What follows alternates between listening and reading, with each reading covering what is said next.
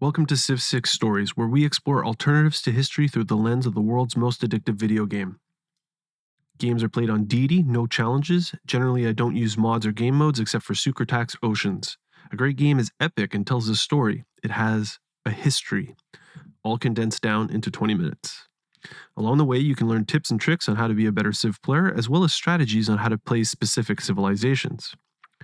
Today, we are looking at the game I played as Yongle of China. I started a couple of games that turned into total failures and that I eventually abandoned. Yongle's Lijia ability had me doing silly things like founding my capital city and just racing faith to secure the religious settlements pantheon. It almost never worked in my favor. I took a deep breath, slowed things down, and said, okay, it's time to play this game straight. Don't worry about 30 or 50 or 100 turns ahead just yet. Just play the game in the moment and make the best decision for that situation. Okay, let's go. We founded our capital city, Beijing, in place. It would be surrounded early on by some productive-looking tiles. Let's do something sensible. A scout. In 3800 BC, we became the first civilization to meet Gandhi. At the same time, we met Abraham Lincoln of America. In 3680 BC, we became the first civilization to meet Taruga. Okay, a couple of nice early city-state bonuses. In 3440 BC, we met Robert the Bruce of Scotland. 2 warriors, a slinger, and a scout. Okay, let's run a Lijia project. Gold. Okay, we got to 200 gold for our builder, and we were struggling to fend off barbarians, so that's enough. Let's build another warrior. We missed out on religious settlements for our pantheon. No big deal. It's always nice to get it, but not a deal breaker. This time around, we decided to try out God of Craftsmen. With all of these nearby mountains, we were able to build a beautiful holy site by turn 32. Would China be able to secure a religion? In 2440 BC, we dealt with the barbarian problem of the West that we had been having. For the classical era, we chose free inquiry as our dedication. In 2040 BC, we met Pericles of Greece. And in 1920 BC, we met Kristina of Sweden. In 1840 BC, Chinese settlers made a bold move by founding the city of Changsha, nestled in the mountains on the continent of and creeping into the territory of the Americans and Greeks. Lincoln even warned us that it was something that Chinese settlers just shouldn't do. In 1360 BC, we recruited the great prophet Simon Peter, meaning that we would found a religion this game. In 1280 BC, we built the Temple of Artemis. With an American settler being escorted by an archer, this looked like our opportunity to get a leg up, and we declared war on America. Most of our forces were already in the vicinity of St. Louis, so we captured the settler and began our assault on the city. By pillaging an American theater square near Los Angeles, we completed the political philosophy civic and chose oligarchy as our Tier 1 government. We sustained some pretty heavy losses in our assault of St. Louis, so we went to speak to our buddy Pericles to see if he could help us out. He had our back. With the American slaves that we turned into Chinese settlers in 900 BC, we founded the city of Chengdu that would work the iron mines next to the city-state of Kandy. They would outfit our soldiers with swords instead of clubs. Beijing was steadily pumping out troops, and by 825 BC, we had surrounded St. Louis. The next turn, we took the city. We entered the medieval era in a golden age, and feeling not quite ready to found our religion, chose the monumentality dedication. Aggrieved of our capture of St. Louis, Sweden joined America in a military emergency to free the city from the Chinese. Hoping to cut off American passage around the mountains that separated our lands from theirs, and noticing a settler escorted by an enemy courser, we were forced to throw down a city and founded Shenyang. We had had concerns about Scots attempting to found cities and lands we had earmarked for China, but our golden age meant that loyalty pressures were flipping their cities, and Eyre freed themselves from Robert the Bruce's rule. And in 350 BC, the city came over to our side. The forces brought against us to free St. Louis were formidable, consisting of men-at-arms and knights, but we were able to build city walls and fend them off. In 25 BC, we recruited the great general, Ethelfled, to help our forces in the field. By the birth of Christ, we conscripted our first Crouching Tiger unit, showing off our military culture to the world. In 75 AD, Chinese settlers founded the city of Jiaodong, overlooking the wondrous beauty of Piopiotai. By 125 AD, we had successfully defended St. Louis. When Lincoln then came to us and offered a great work of writing to end the war, we agreed, hoping to concentrate our resources elsewhere. We then reached out to Sweden and brokered a peace deal that we could rest on for a while. In 250 AD, China founded the city of Xi'an that was strategically placed to secure valuable niter resources for future conflicts. We profited mightily from the monumentality dedication during this era, as we vaulted from 4 cities at the start to 10 cities by the end. Feeling confident, and with all of our nearest rivals mired in dark ages, hoping for this to be the era to both found and spread our religion, we chose the Exodus of the Evangelist dedication. In 425 AD, one of our builders constructed the first segment of our Great Wall, showing off our unique culture to the world. The Scottish had built settlements on lands that we had always planned to settle ourselves. We began to send our troops down to the border close to Dumbarton. In a coincidental turn of events, our great general, scouting through Greek territory, noticed the remnants of a meteorite that had fallen to Earth and turned it into a knight. The Scots looked as though they had run out of room, and the only way forward was through China. They had built up their own set of troops along the border between Dumbarton and Chengdu. We saw them as a threat and denounced their wickedness in 580 AD. The Greeks had always been fair with us, and in 700 AD we set up a research alliance with them. Prepared now to rid the world of Scottish Catholicism, in 740 AD we finally founded our religion, choosing work ethic and cross-cultural dialogue as the cornerstones of our faith. By 780 AD, Chinese forces were ready. Though it felt like a holy war in our hearts, we did not possess the casus belli, and so we declared a formal war against the Scottish. Dumbarton did that thing where they built city walls in the nick of time, just as our forces had begun to lay siege to the city. It cost us a crossbowman. Besides invading Scotland, as another countermeasure against Catholicism, we recruited an apostle and launched our Inquisition in 840 AD. In 880 AD, with our discovery of divine right, we were able to choose our Tier 2 government and became a monarchy. In 940 AD, we captured Dumbarton. In 980 AD, a military emergency was declared against the Chinese for their capture of the city of Dumbarton, but only the Scottish decided to take part, so no change. There were more Scottish cities for the taking, but because of its strategic position, the city-state of Kandy became the next Chinese military target. The city fell in 1060 AD. In 1070 AD, by converting the cities of Xi'an and St. Louis to our religion, we ensured an industrial era golden age.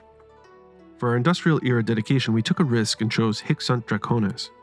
In 1120 AD, Chinese forces continued their invasion of Scotland and took the city of Cullen. During the assault on Cullen, Chinese forces had already moved into position around Taruga. In 1140 AD, China declared war and began its assault on the city-state. In 1170 AD, we took the city. In 1210 AD, we captured Edinburgh. Our golden age was having its effect on American lands close to our border as Buffalo flipped to free cities. Los Angeles' loyalty was also teetering. In 1280 AD, Chinese forces captured the city of Haddington, pushing the borders of our empire to the edge of the River Forth and restoring control of the lands we had always deemed ours since ancient times. Our religion was also secure from the rot that is Scottish Catholicism. In 1290 AD, China added the Crusade belief to its religion. That same year, having pushed the Scots back past the mountains, there was little fighting left to do, so we made peace. In 1310 AD, we met our first cross-continental rival, Kublai Khan of Mongolia. The next turn we discovered enlightenment, having never triggered its inspiration. Playing on Deity, not having recruited 3 great people by this point, is usually a bad sign. It could also be a sign that your civilization is just not on a singular path to victory, but instead spread out playing a more balanced game. We felt good about our position and believed that our situation reflected the latter. In 1340 AD, Chinese craftsmen built Mont Saint-Michel. They also liberated the former American city of Buffalo, who had left America hoping for a better way of life as part of China. The Chinese military turned its eyes to conquering more of the nearby city-states. The next in the way was the city-state of Armagh. In 1350, we met Gandhi of India. In 1360, Chinese forces captured Armagh. And that same year, we met Montezuma of the Aztecs. In 1370, under loyalty pressure from China, Los Angeles flipped to free cities. Though we would have had every right to claim the city by force, our military was too preoccupied fighting elsewhere. In 1390, hoping to avoid a dark age, we completed the tenets of our religion by choosing the stupa building as our worship belief. Fez was the next city-state in China's way, and we declared war in 1400 AD. In 1470 AD, the city-state fell. The modern era began with Los Angeles agreeing, by an independent referendum, to join China. We made little use of our previous dedication and chose the heartbeat of steam dedication this time. In 1500 AD, the Chinese city of Jiaodong built the mausoleum of Halicarnassus. That same year, no longer in a golden age and struggling with loyalty issues in cities at the edge of our empire, and with our alliance long since expired, we declared war on our old friend Pericles and began our invasion of Greece. In 1505, with Chinese apostles spreading the message of our religion inside Mongolia, we converted the holy city of Buddhism, Xanadu, to our one true religion. Barbarians had been causing a real problem in the southern sector of our empire for decades, but our main forces were too preoccupied fighting Greece to deal with them. It took 40 years, but Chinese forces made their first inroads into Greece after capturing their first target, the city of Mycena. But we also lost control of Fez. In 1555 AD, by upgrading one of our caravels to an ironclad, we introduced steam-powered ships to the world and earned our Eureka for steel, meaning we were on the cusp of developing artillery. Sending our ironclad into the ocean brought confidence, and the minute we did so, we snagged a stray barbarian settler. What's a Civ game without a pesky barbarian problem? In 1570, our reserve troops in the south finally dealt with that annoyance. Argos was a heavily populated and well-fortified city, but at this stage it was no match for artillery, and Chinese troops captured the city in 1580. That same year, with our apostles proselytizing the far continent, one of them went on a great expedition into uncharted waters off the western shore of the New World and circumnavigated the globe, making the Chinese the first to prove that the earth was round. Our forces were beginning to make real inroads in their invasion of Greece and captured the city of Eretria in the year 1600. We noticed that Sweden had usurped the former city-state of Fez, and since they were the real enemy, we made peace with Pericles in exchange for gold and cultural treasures. Oh, Sweden, come on. Oh, I guess we'll take that.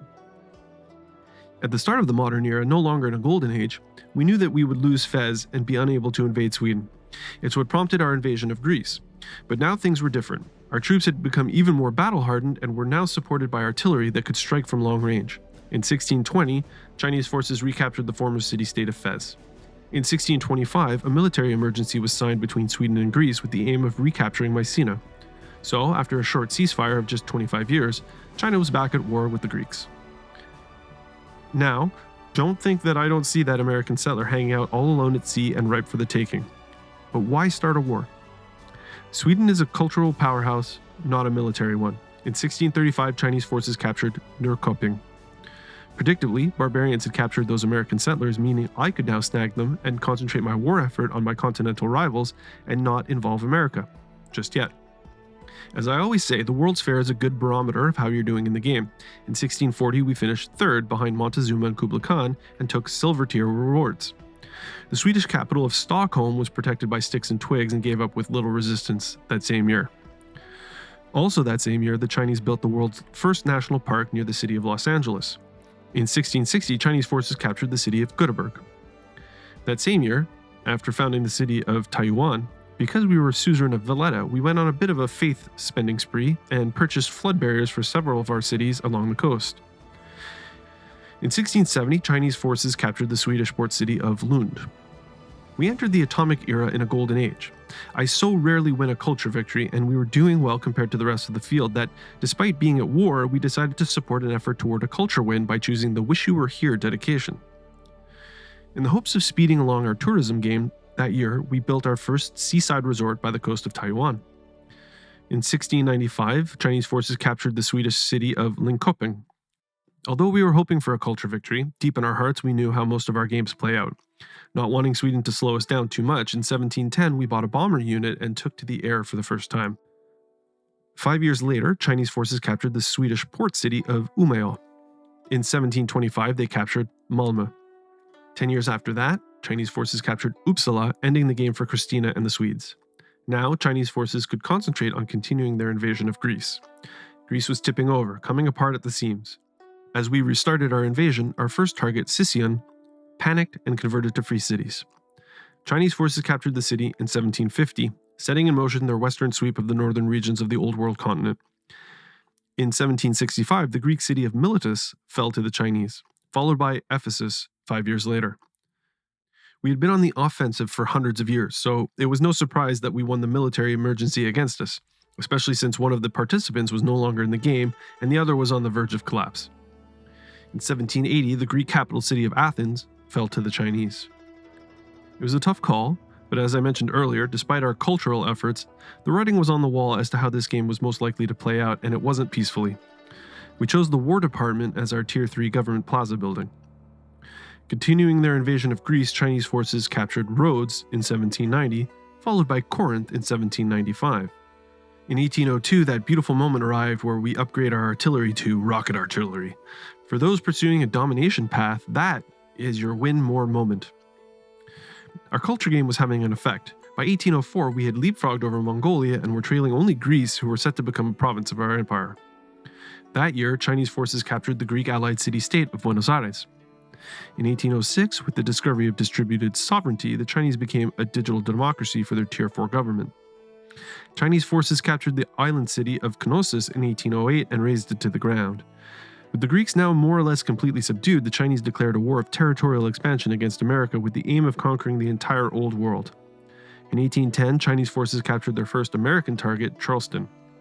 When Chinese forces captured the island city of Sparta in 1812, it eliminated Pericles and the Greeks from the game. Moments later, Chinese forces captured the American port city of Chicago. The decision was eventually made to raze Sparta to the ground. America was our oldest enemy. We had backed them into their corner centuries ago, and they had lagged behind ever since. Our forces walked into their capital city, Washington, with little resistance in 1814. In 1816, China was able to recruit Carl Sagan. All victory conditions were on the table. In that same year, Chinese forces captured New York. When our forces entered San Francisco 4 years later, it ended the game for Lincoln and America. We now had our sights set on a cross-continental takeover. Now that we had saved up 6,000 gold in 1824 in the city of Shanghai, spitting distance from the Mongol coastline, we introduced the world to our giant death robot, and declared a formal war on Kublai Khan and the Mongols. In 1826, the last of the Greek cities that had long since flipped to free cities decided to join China. That same year, Scotland unilaterally declared a city-state emergency against us for our capture of Kandy almost 800 years prior, way back in 1060 AD. That is one very slow play there, Scotland. Just to stick it to them, we converted their Catholic holy city of Forfar to our religion. And that same year, Chinese forces captured their first Mongolian target, the coastal city of Aksu. The city was razed to the ground with the aim of establishing a loyal Chinese colony founded by American slaves and war criminals. In 1830, Chinese builders constructed the Great Zimbabwe in the city of St. Louis for no other reason but bringing prestige to our already illustrious empire. In 1832, Chinese forces captured the Mongol city of Karabaghusun. In 1834, to press its loyalty in the region, China founded the American prison outpost of Zhujiang at the edge of the Mongol Empire. We entered the information era with our military arriving in the New World in a golden age and in force. With our hopes of a culture victory now seeming unfeasible with our ever-expanding borders, we chose the automaton warfare dedication. Air raids and assaults on Mongolian cities continued, and Chinese forces captured the port city of Koir in 1836. After discovering venture politics, to assist with the warfare effort, leaders of China changed their government structure and became corporate libertarians. That same year, Chinese forces captured the city of Kashgar. Now striking at the heart of Mongol cities, Chinese forces took control of the entire region surrounding Mount Roraima and captured the city of Ulaanbaatar in 1842. This Chinese victory permanently upset the balance of loyalty in the region. It was a wave of force that could not be pushed back and sparked the ultimate doom of the once great Mongol Empire. In 1846, Chinese forces captured the Mongolian port city of Iryai. They also seized the capital city of Xanadu moments later. That same year, just to be safe, administrators of Chinese policy ponied up the 960 faith required to recruit Sergei Korolev. Although a domination victory was looking the more likely scenario, possessing this key space race asset would ensure that no other, smaller nation walked away with a victory from under our noses. In 1848, the Chinese military captured the city of Urumqi. We had pushed back our ancient enemy, the Scots, beyond the Eastern Mountains centuries ago.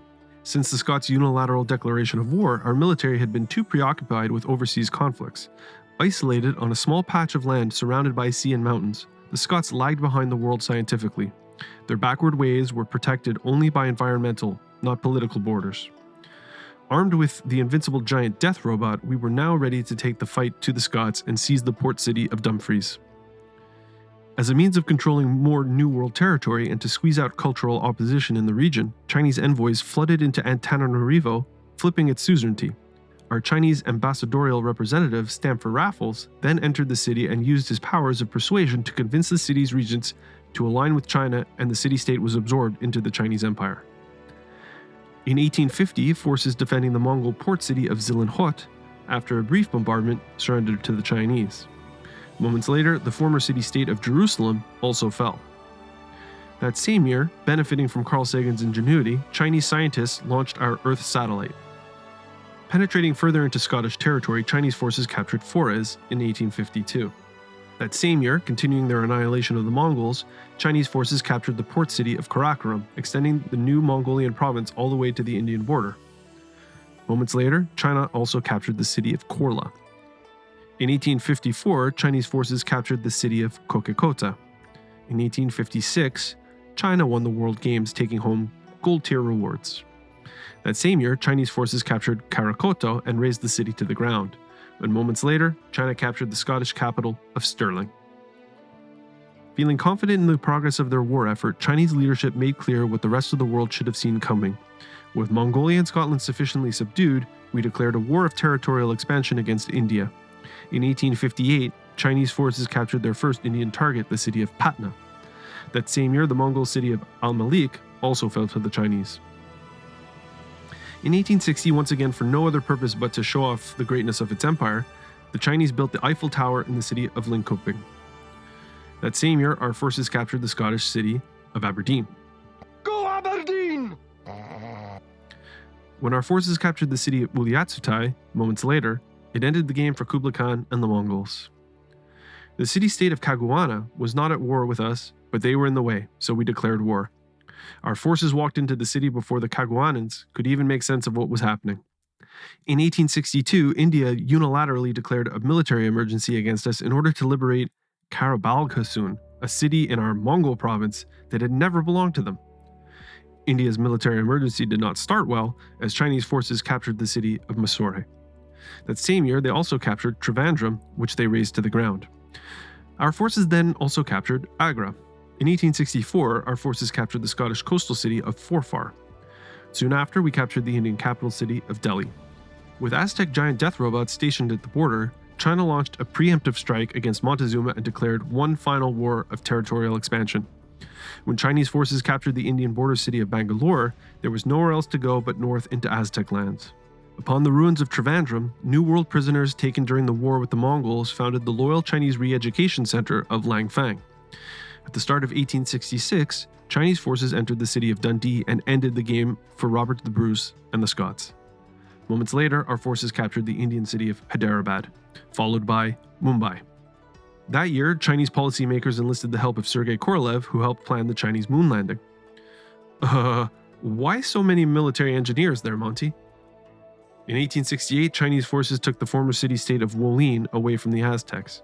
Soon after, they captured the Indian city of Kozhikode.